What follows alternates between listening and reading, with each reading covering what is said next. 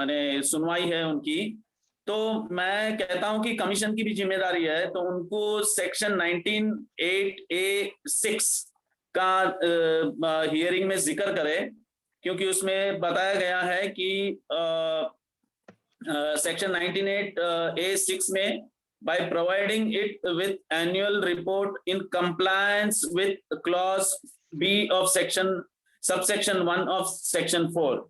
तो ये कमीशन की भी जिम्मेदारी है कि अगर वो सेक्शन 4 के मैनुअल पब्लिश किए हैं कि नहीं किए हैं, ये कमीशन डायरेक्टिव देके वो सभी मैनुअल मंगा सकते हैं।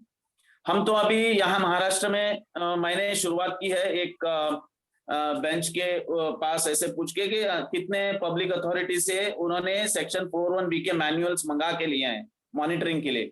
ये एनुअली हर एक पब्लिक अथॉरिटी को, हर एक शासन के डिपार्टमेंट को कमीशन के पास भेजना जरूरी है।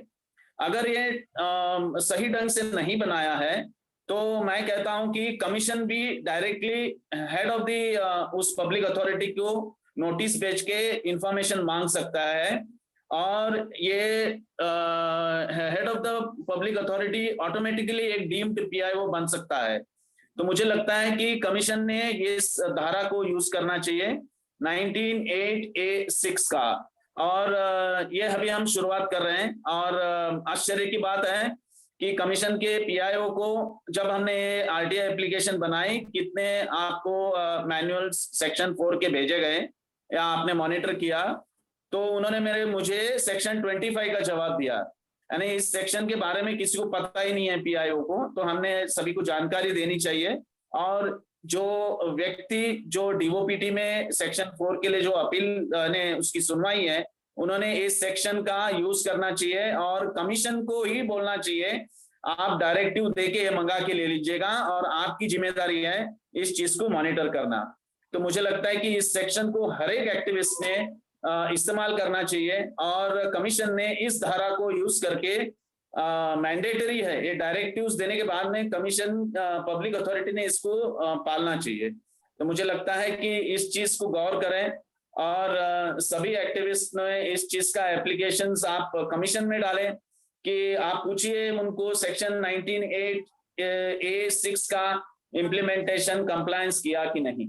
तो मुझे लगता है कि commissions can do this, and activist भी अगर एप्लीकेशंस करें तो सेक्शन 4 ऑटोमेटिकली कमीशन को देखना पड़ेगा। लेकिन इस कमीशन जिम्मेदारी से हट रहे हैं, तो ये सिर्फ सही पूरे देश भर में ये चल रहा है।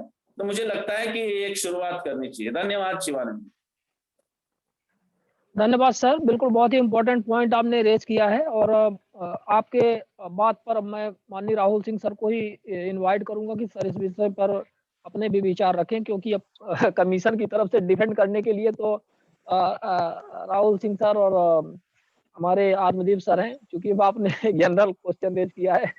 राहुल जी ने बताया था कि वे इस चीज का इम्प्लीमेंट करेंगे, तो अभी हमने सेंट्रल कमीशन में भी हम डालने वाले हैं कि इस धारा को आपने कितने मैनुअल्स आपके पास आए और आपने मॉनिटर किया। तो मुझे लगता है कोशिश होगी। और दूसरे एक जो व्यक्ति ने जो कहा कि उनको रिसीट नहीं मिल रही है, तो मुझे लगता है जब भी कोई रिसीट नहीं मिलता है, इस विषय का डिस्कशन होने से वो व्यक्ति सीधा आज बाजू के पुलिस उस ऑफिस के पुलिस नजदीक के पुलिस स्टेशन में जाके कंप्लेंट करना चाहिए कि हमने ये दिया है और हमें रिसीट नहीं दे रहे हैं। It is a criminal offence.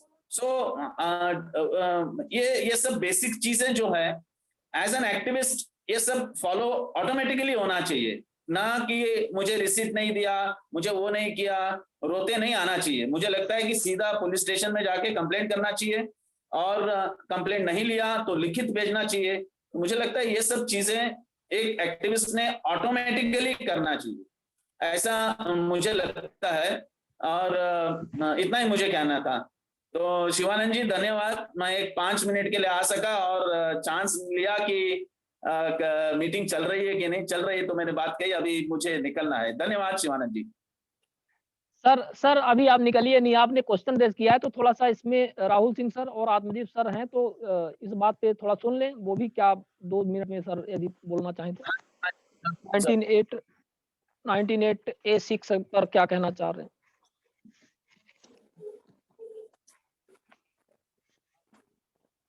तो आनंद जी वो क्लियर है मामला, उसकी बजाय को है वो दूसरों के सवाल ले लेंगे तो अच्छा होगा।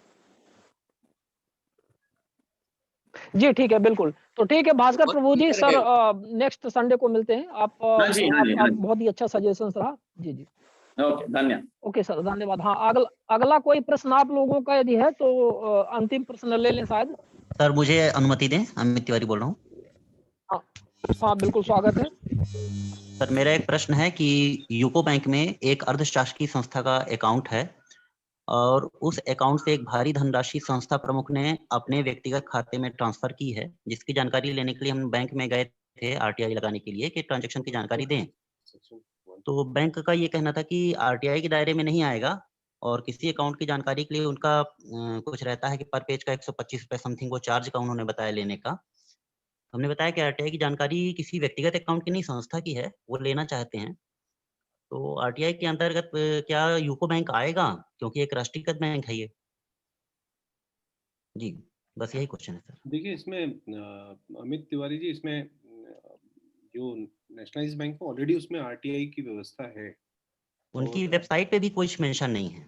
नहीं, आरटीआई की व्यवस्था रहती है नेशनलाइज्ड बैंक में ऑलरेडी, जी। कई नेशनलाइज्ड बैंक में है, तो इसमें भी होगी, होनी चाहिए। नहीं होगी तो आप वहाँ पब्लिक उसमें कंप्लेन कर सकते हैं। तो ना तो सर इन्होंने पीआईओ की पीआईओ तो जहाँ तक है बैंक प्रबंधक ही होगा, मैनेजर होगा, ना ही अपीलेट अथॉरिटी के बारे में कुछ बता रहे हैं। हाँ, तो अगर नहीं है तो आप उसमें उसकी कंप्लेन कर सकते हैं, क्योंकि बाकी दूसरे बैंकों में अगर नेशनलाइज्ड बैंक में है और यहाँ नहीं है जी, तो तो ये उसका कंप्लेन सर आयोग को करनी पड़ेगी 18 के अंतर्गत या कहीं और की जाएगी? धारा 18 में डायरेक्ट आप कमीशन, सेंट्रल इंफॉर्मेशन कमीशन को करेंगे। जी, सीआईसी का।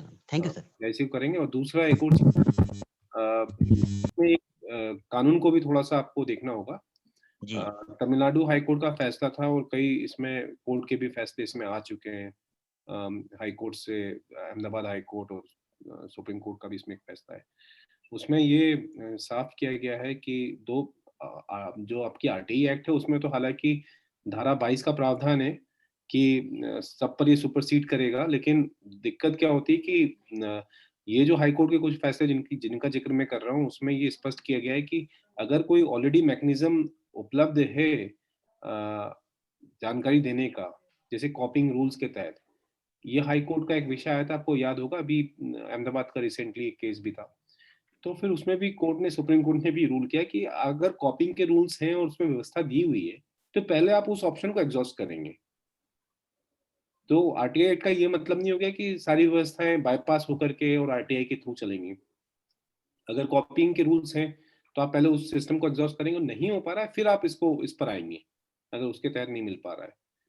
तो ये भी एक कानूनी तौर पर एक प्रावधान है जिसको आपको देखना चाहिए कि अगर इजी सिस्टम, एक मैकेनिज्म बना हुआ है। देखिए बैंक ने अगर 125 रुपए का अगर रखा हुआ है और आप आरटीआई के तहत आते हो, आप 10 रुपए में, 2 रुपए में प्राप्त करना चाहते हो वही एक कागज, तो वो अंतर है। भू राजस्व के तहत जो आपको नकल मिलती है वो 100 रुपए का उसमें शायद रहता है फीस का प्रावधान। अब आप उसको सिर्फ 2 रुपए में प्राप्त करना चाहते हैं तो वो भी एक विषय बन जाता है। तो ऑलरेडी अगर डिपार्टमेंट की अपने सिस्टम है, मैकेनिज्म है नकल। सर थोड़ा सा मेरी बात सुन लें सर। जी। बैंक का ये कहना है कि किसी के खाते की जानकारी ट्रांजैक्शन की आपको नहीं दे सकते, जबकि मैं व्यक्तिगत खाते की नहीं संस्था के खाते की जानकारी ले रहा हूँ, क्योंकि एक भारी भ्रष्टाचार हुआ है। लाखों रुपए संस्था के खाते से संस्था प्रमुख ने अपने खाते में ट्रांसफर किए, अपने परिजनों के खाते में किए हैं। तो ये तो एक लोकहित का मामला है सर, ठीक है, नहीं, इस पे तो इसमें जानकारी देना चाहिए नहीं, सर। नहीं, नहीं, नहीं, उसमें 2-3 चीजें होती हैं। जी। एक तो संस्था की अकाउंट तो अकाउंट होता है। अब वो अकाउंट क्या, जिस संस्था की बात कर रहे हैं आप, जी, वो वो संस्था क्या, अर्धशासकीय है, अर्धशासकीय है। हाँ, तो अर्धशासकीय होगा तो आप देखिए अगर उसका कुछ केस चल रहा होगा तो जी। उस केस की जानकारी जो है रजिस्ट्रार ने मंगवाई होगी जब उसको जांच कर रहे होंगे उस संस्था की, जी। है ना। उसका बैंक अकाउंट देखने का काम कौन करेगा? वो रजिस्ट्रार करेगा ना। ऑडिटर के जी सर। पास, ऑडिटर कौन, ऑडिटिंग जो करेगा, ऑडिटिंग काम कौन ऑडिटिंग करेगा? कर। रजिस्ट्रार करेगा, है ना। रजिस्ट्रार के पास आएगा ना ऑडिट रिपोर्ट, ये सब तमाम चीजें जो आती जी। हैं संस्था की। तो आप तो नहीं फिर सर तो आप जी, वहां से प्राप्त कर सकते हैं उसको। मतलब आप बैंक से नहीं रजिस्टर, प्राप्त कर सकते सर। नहीं, वही मैं कह रहा हूँ कि उसको प्राप्त करने के तरीके होते हैं। जी। बैंक तो इसमें फिडुशियरी का क्लॉज भी लगा सकता है जी कि भाई उसमें एक संस्था का उससे अपना एक व्यापार के तहत उन्होंने अपना अकाउंट खोला हुआ है, उसमें ये कस्टमर है, वो उसके सर्विस प्रोवाइडर है, तो फिडुशियरी का क्लॉज भी हो सकता है वो लगा दें उसमें, बुक कर दें।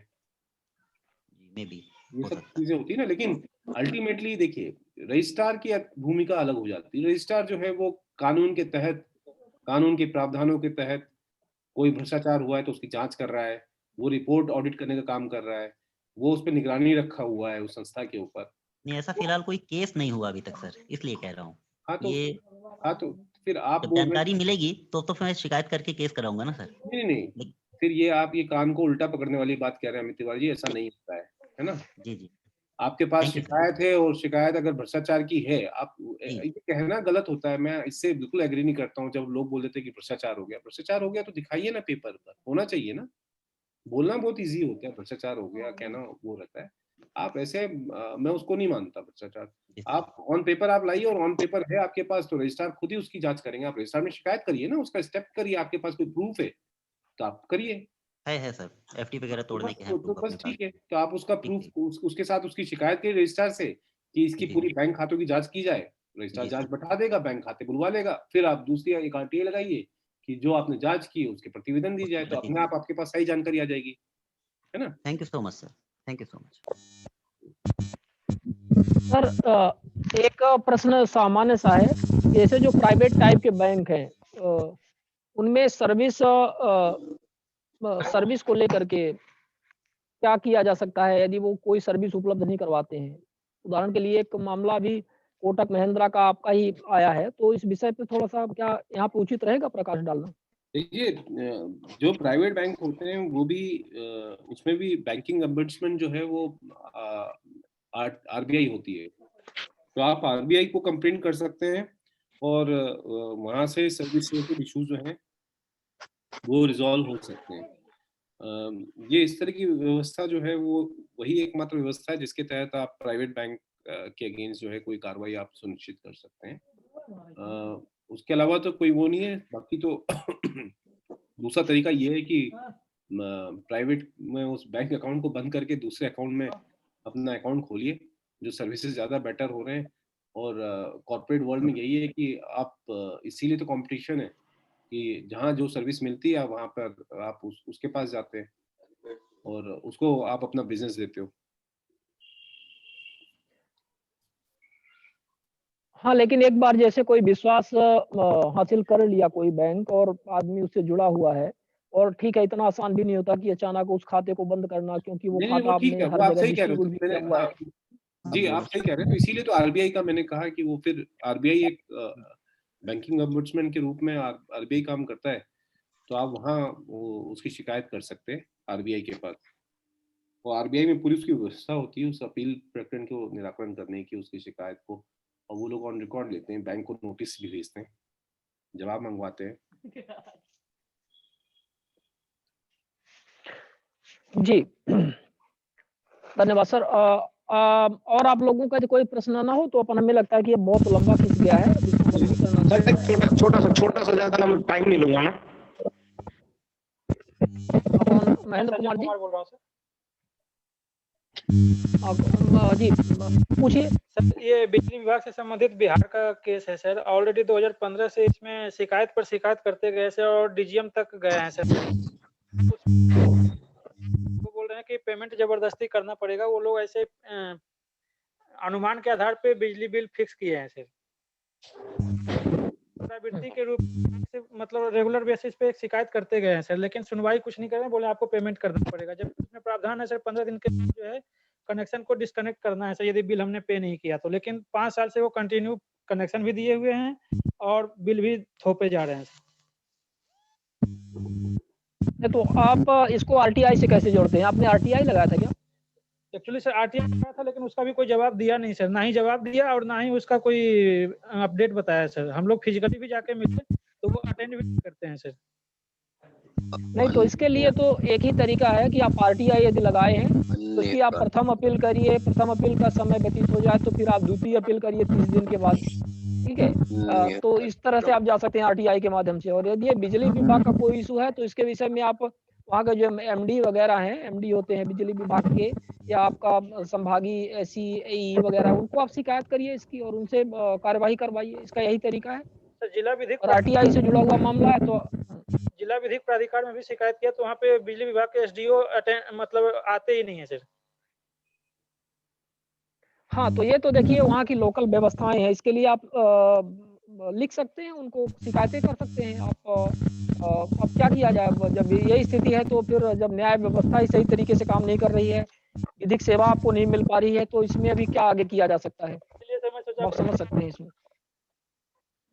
नहीं, यहाँ पर आपको वो हेल्प मिलेगा कि आरटीआई कैसे लगाना है, कहाँ समस्या हो रही है, लेकिन ये फोरम ऐसा नहीं है कि यहाँ पे अपन सब चीज़ों का समाधान उपलब्ध करवा देंगे। तो आपकी बात सुनी हमने और हमारे साथ भी ऐसी समस्याएं आती हैं, लेकिन इसका क्या निराकरण होगा ये तो उस स्तर पे ही आपको मिल पाएगा जहाँ पे आप कर रहे हैं, और उसको फॉलो करिए। जो भी उनकी अगली प्रोसीजर है वही फॉलो करिए, तो पूरे देश में ही चल रहा है।